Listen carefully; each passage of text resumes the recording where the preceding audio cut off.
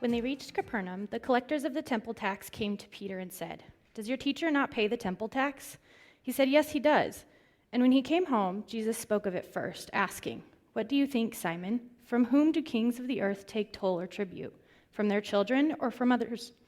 When Peter said, "From others," Jesus said to him, "Then the children are free. However, so that we do not give offense to them, go to the sea and cast a hook.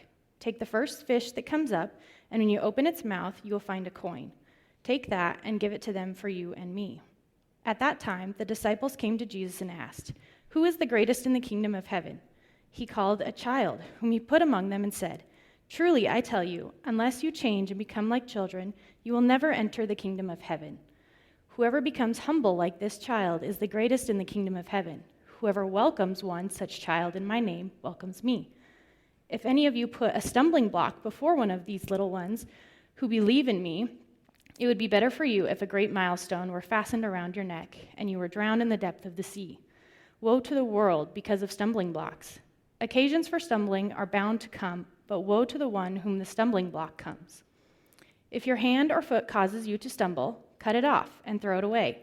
It is better for you to enter life maimed or lame than to have 2 hands or 2 feet and to be thrown into the eternal fire. And if your eye causes you to stumble, tear it out and throw it away. It is better for you to enter life with 1 eye than to have 2 eyes and to be thrown into the hell of fire. Take care that you do not despise one of these little ones, for I tell you, in heaven their angels continually see the face of my Father in heaven. What do you think? If a shepherd has 100 sheep, and one of them has gone astray, does he not leave the 99 and the mountains and go in search of the one that went astray? And if he finds it, truly I tell you, he rejoices over it more than over the 99 that never went astray. So it is not the will of your Father in heaven that one of these little ones should be lost. If another member of the church sins against you, go and point out the fault, and when the 2 of you are alone. If the member listens to you, you have regained that one. But if you are not listened to, take 1 or 2 others along with you, so that every word may be confirmed by the evidence of 2 or 3 witnesses. If the member refuses to listen to them, tell it to the church. And if the offender refuses to listen even to the church, let such a one be to you as the Gentile and a tax collector. Truly I tell you, whatever you bind on earth will be bound in heaven, and whatever you loose on earth will be loosed in heaven. Again, truly I tell you, if 2 of you agree on earth about anything you ask, it will be done for you by my Father in heaven. For where 2 or 3 are gathered in my name, I am there among them."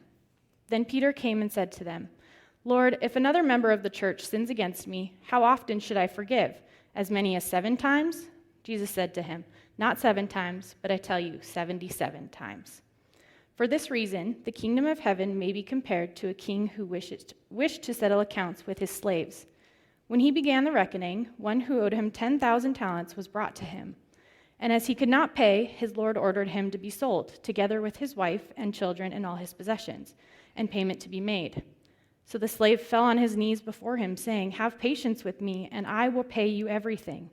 And out of pity for him, the lord of that slave released him and forgave him the debt. But that same slave, as he went out, came upon one of his fellow slaves who owed him 100 denarii, and seizing him by the throat, he said, 'Pay what you owe.' Then his fellow slave fell down and pleaded with him, 'Have patience with me, and I will pay you.' But he refused. Then he went and threw him into prison until he would pay the debt. When his fellow slaves saw what had happened, they were greatly distressed, and they went and reported to their lord all that had taken place. Then his lord summoned him and said to him, 'You wicked slave, I forgave you all that debt because you pleaded with me. Should you not have had mercy on your fellow slave as I had mercy on you?' And in anger, his lord handed him over to be tortured until he would pay his entire debt. So my heavenly Father will also do to every one of you if you do not forgive your brother or sister from your heart."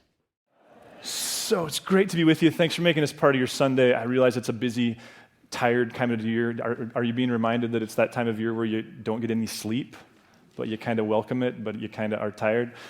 So I had a really good meeting recently with a friend who suggested that I consider that one of the things that I've drifted from is asking more open-ended questions and trying to create a culture that is really predicated upon a safe place to consider lots of things. and a safe place to disagree and come at it in different timing and different seasons. And frankly, I think that was an apropos challenge. I think myself, as I've reflected, like probably all of you, this last couple years has caused you to really dig in and figure out what it is you do believe and what you don't, and it's created anxiety and at times fear, and so there's a clenching, and at times, I guess I'm just aware that I've been perhaps more telling than I would typically care to be, and especially than the culture we've tried to create. So thankful for that, thankful for relationships in that respect. Also thankful for just God and the timing of where we land, because to whatever extent that's true, and I think there's some truth to it, and I love that value, this chapter is a perfect place to kind of launch into this, hey, I got lots of questions but not lots of answers. I don't know if you were able to track the different stories, but there's a lot going on here, excuse me, and I think really there's two questions that emerge. I know for me there's two questions that emerge from this section that I think matter, no matter where you're at in your faith journey, whether you're on your way in or you're on your way out or you're just very, very proud to be in. I think there's some questions that matter a whole bunch, and it has something to do with this. You can go to that first slide, Bridget. There's this question, and I've struggled to word it perfectly, but it has something to do with, in the process of taking a stand on an issue. Have you ever heard of that? It's kind of been a thing, right? In the process of like holding tightly to a belief or a value or a conviction, when does doing so at the expense of relationship, when is that a badge of honor? And when is it a mark of immaturity? When you hold tightly to something that you value and believe, and without being judgmental, without doing some of the obvious kind of universal negative things, when does doing so indicate that you're taking God seriously? And when does it indicate that you're not giving it enough thought and intentionality and prayer? Politics, COVID, deconstruction within the church. There's lots of things, but when is it the right thing to go along with, and when is it the right thing to go sorry, I can't go along with this one?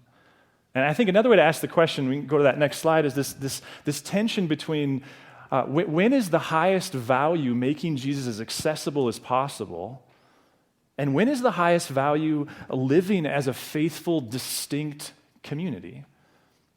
I don't know how long you've been around Narrate. Some of you just since COVID, some of you since 2009. Some of you I knew in high school back in Billings in the 2000s. So we all have different stories and lengths of time together. But when we started this place, there was this high value on creating a community that just erred to the side of making Jesus as available as possible to as many people as possible. And many of us still hold this value that Jesus is the most relevant thinker that's ever lived, that contrary to the way he's oftentimes dismissed today, that he's helpful, that he's brilliant, that he's the most keen intellect to ever live. And so one of the things we've tried to do from the very beginning is to say, let's get rid of every possible stumbling block. Let's get rid of all the stuff that's negotiable in an effort to just try to shine a fresh light on the present availability of Jesus. And I think we've done a fairly decent job of that. But more recently, what's happened with COVID and current events, and I suppose my own getting older and myriad different things, is at times then there's this question of, okay, so when is that the value? And when is the value actually growing one another and taking those who want to follow Jesus on deeper levels, taking them in that direction? I submit to you communion. The process of taking communion every week is perhaps the most unapproachable thing that a church could ever do. It forces somebody who's not comfortable with identifying with Christ to kind of have people crawl over their lap every week. So when do we go sorry, we really love and value you, but we got to do this? And when do we go we would love to do this, but we're not gonna because we really love and value you?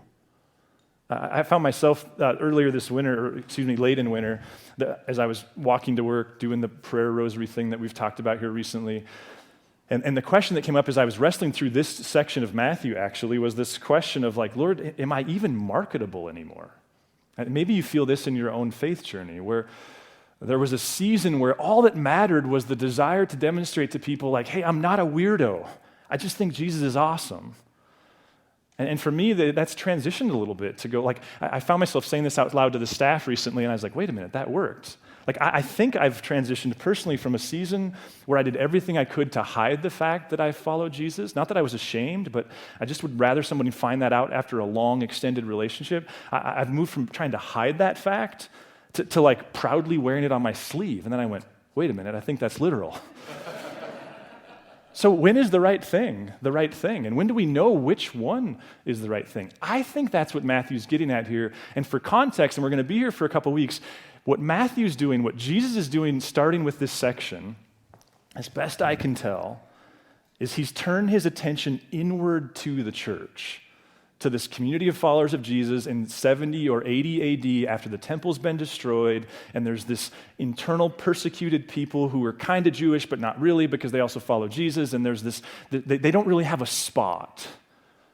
And he's speaking to them of like, here's the culture of the community that I want you to have. And he starts in verse 17. So I promise we're not going to be here for 6 hours, but I do want to kind of just touch on these stories because I think there's a thread of questions and a tension at the end that maybe speaks to where you're at. And let me also say this before we jump in. If you're someone here and you don't follow Jesus, we're so thrilled that you're here.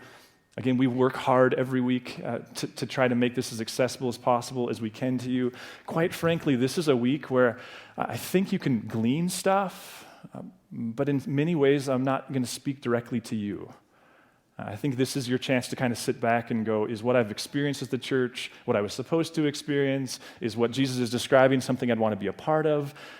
But I think this is more a conversation for people inside trying to reconcile what's our way forward together, and how do we both follow a Jesus who says the stuff that we're going to read while also saying stuff like, hey, don't think I came to bring peace, I came to bring a sword. So here we go. When they reached Capernaum, the collectors of the temple tax came to Peter and said, does your teacher not pay the temple tax? Notice the implied negative there. Now, contextually, in Jesus' day, every male in Jerusalem was required to pay a 2 drachma temple tax. Part of the argument for why we think Peter's probably the only one who is in that 18 or above range is because what we see in this story is he's the only one that paid it. But everybody had to pay a 2 drachma tax. Why? Because the temple is complicated, it's expensive, it has overhead, there's pipes to repair and air conditioners to keep going, and all the usual stuff that comes with overhead. There's a group of people who serve it permanently. But in Jesus' day, the conversation had started about whether or not the temple was becoming too affluent. And there were certain contextual or contemporary expressions, like they'd built this golden grapevine, and so there was this growing cynicism about, wait a minute, are we giving them too much? Some were saying, we won't pay it anymore, and thus that creates division.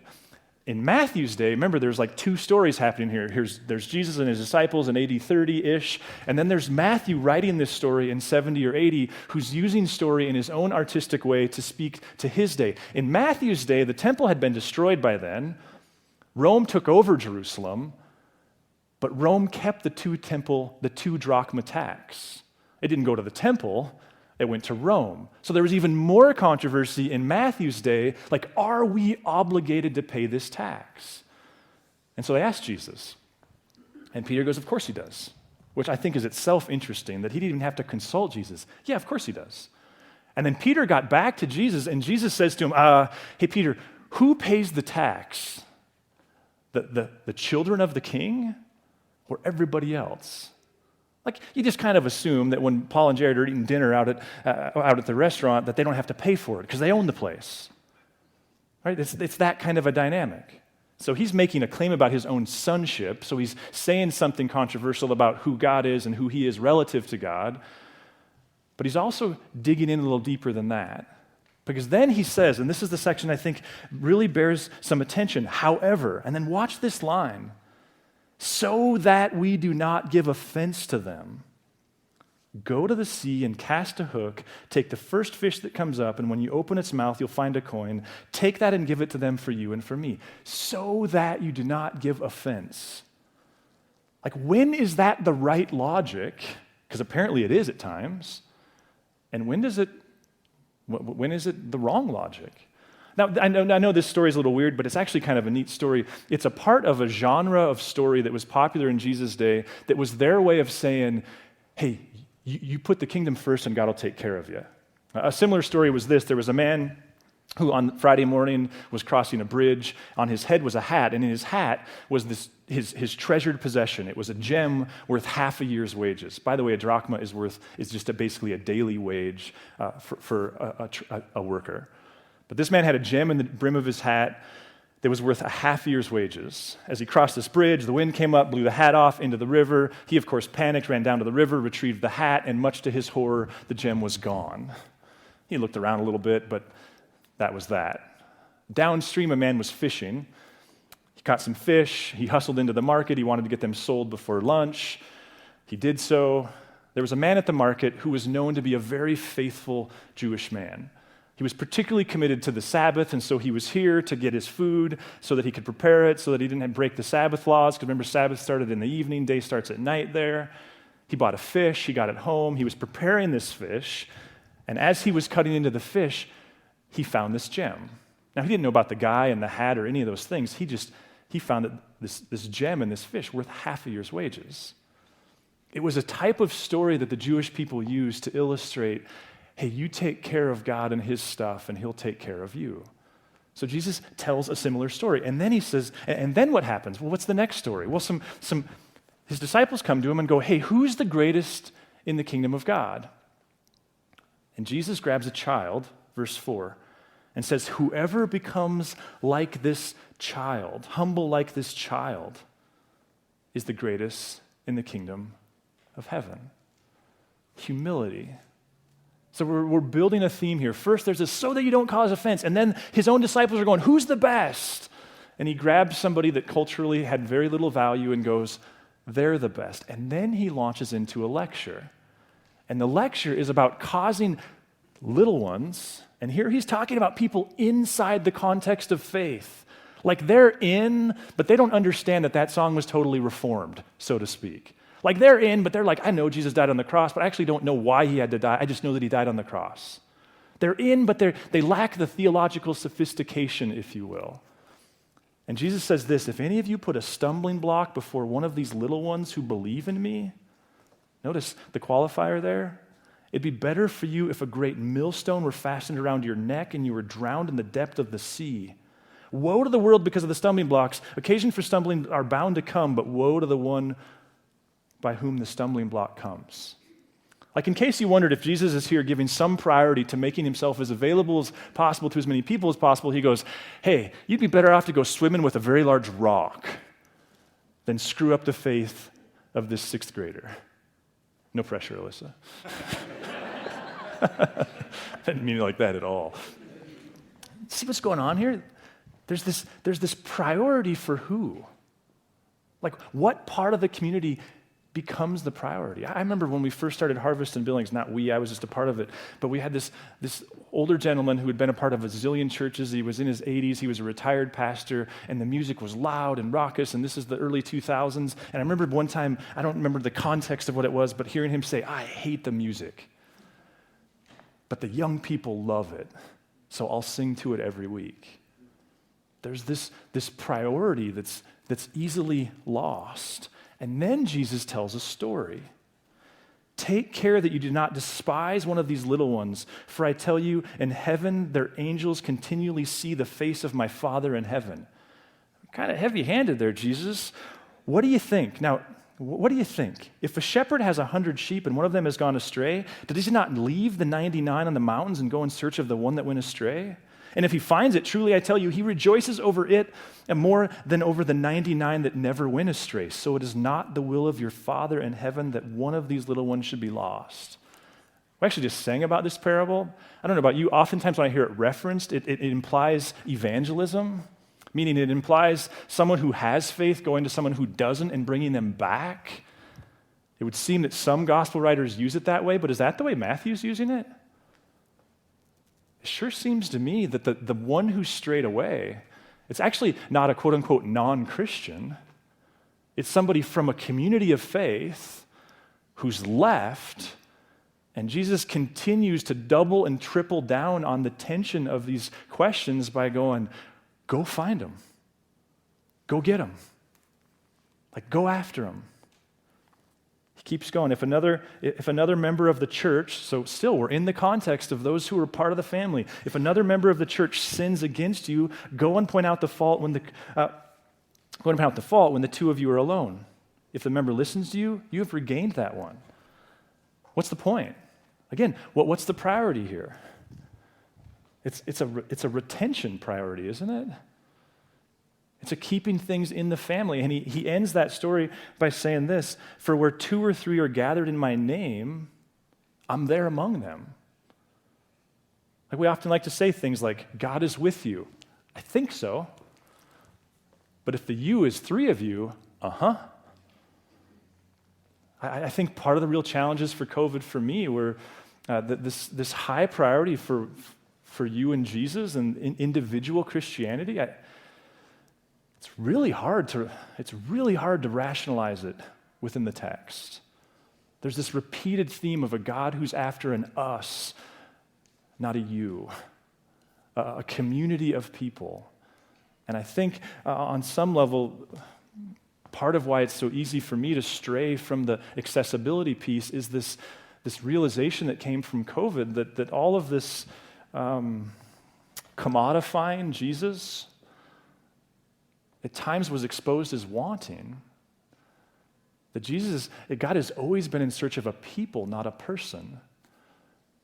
What's the priority Jesus is giving here to community, an alienated and disillusioned community?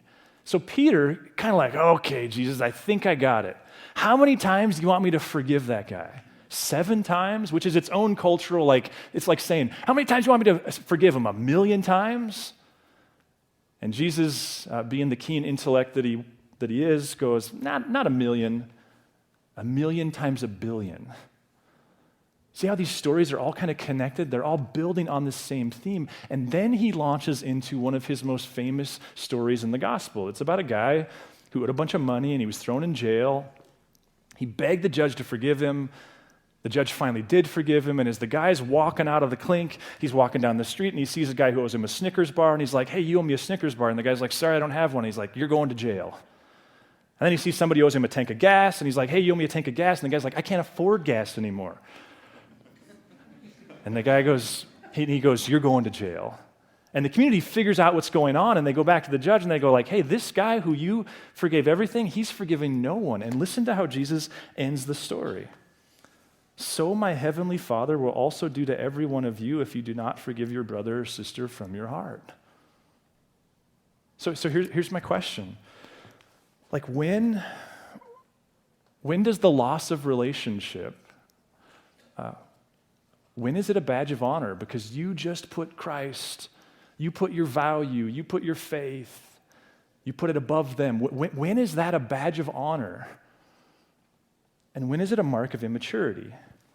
Because the trouble here is you can't simplify it down to, well, it's always this or it's always that. I think we titled this message something like Jesus more than a ramrod, ? Because if you stopped reading Matthew right before this section, I think you could build an argument that Jesus was a ramrod who believed what he believed and was looking for people who would believe what they believe, and the impact that had on others is on them. I mean, this is the same Jesus who not very long ago said things like, hey, just so you know, don't think I came to make Christmas peaceful. I came to screw it up, to separate, like husband from wife and brother from sister. So when is it a badge of honor? Because it would seem in some cases in Jesus' mind it is. When is it a mark of immaturity? Based upon these stories, it would seem like in some cases it is. Like, when is the highest priority making Jesus accessible to people who unfortunately haven't been invited to consider Jesus in his remarkable, awesome humanness? And when is the priority to go, yeah, but we also have to follow Jesus, and following Jesus is hard, and there were times where Jesus gave sermons where everybody left. We can't say it's one of them because we see him doing both. It's a real tension. And if nothing else, maybe it speaks to some relationships in your life and some thoughts in your life and some tension in your own life. I think of myself genuinely as a mediocre parent. My boys are blessed to have a mom who's far above mediocre, but I genuinely think of myself as mediocre. But one of the bigger culture shifts that I've made that's been extremely helpful to me in the last few years is this realization that in the midst of a crisis, and I'm using that word relatively, but in the midst of the need to parent and get involved and allow consequences to happen or absorb consequences with, the parenting piece that is no fun and a lot of work. What's been really helpful to me is the realization that in those moments, we actually don't have to make a decision tonight. And I don't know where it occurred to us, but there's this permission that it's been a game changer for me, the permission to go, okay, I don't actually know what the answer to this problem is. I don't know what we're going to do. I don't know what your consequences are. And it's not like we're doing this very often, but, because our kids are perfect. But I don't know, but we're not going to know tonight.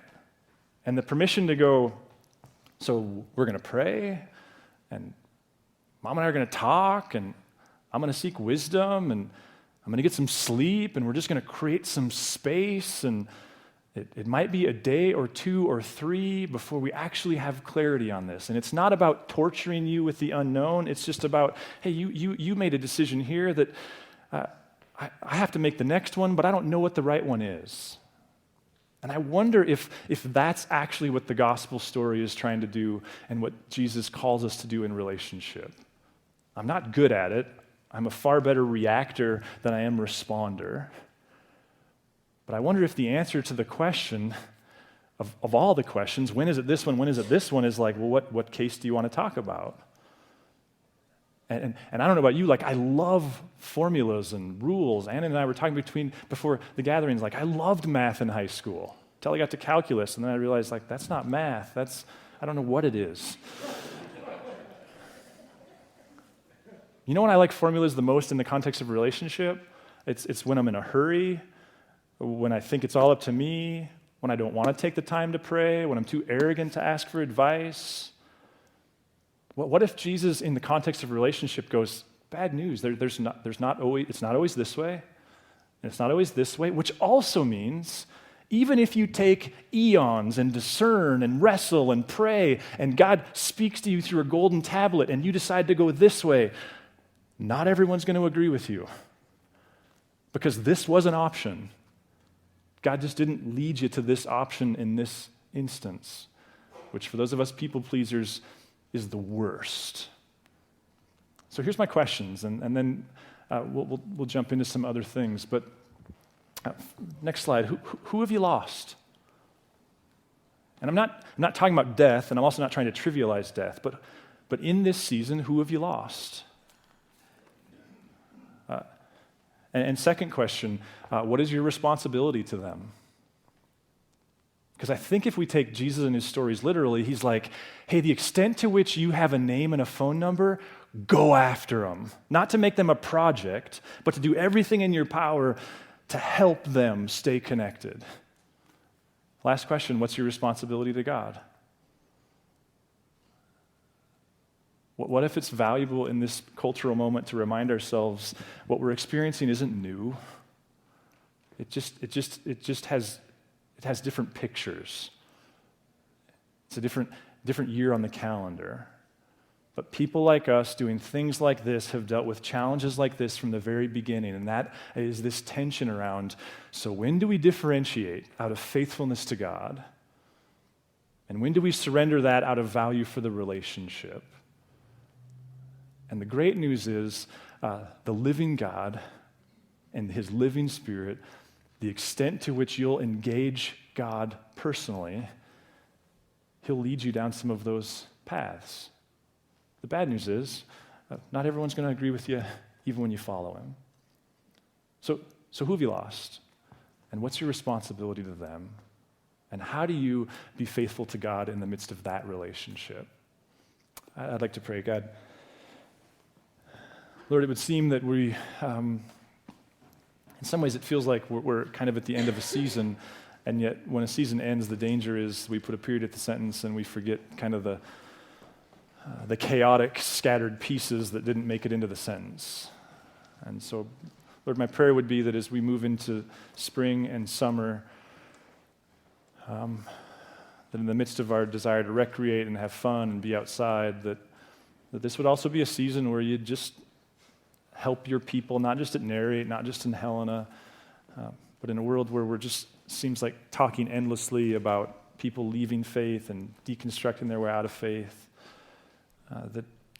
that you'd raise up within people like those in this room just a sense of responsibility for the names and the friends and the family, that maybe they could be a part of keeping them in the conversation. We love you, Lord. Amen. Thanks for listening. If you'd like to learn more about Narrate Church, find us online at narratechurch.org or look us up on Facebook or Instagram.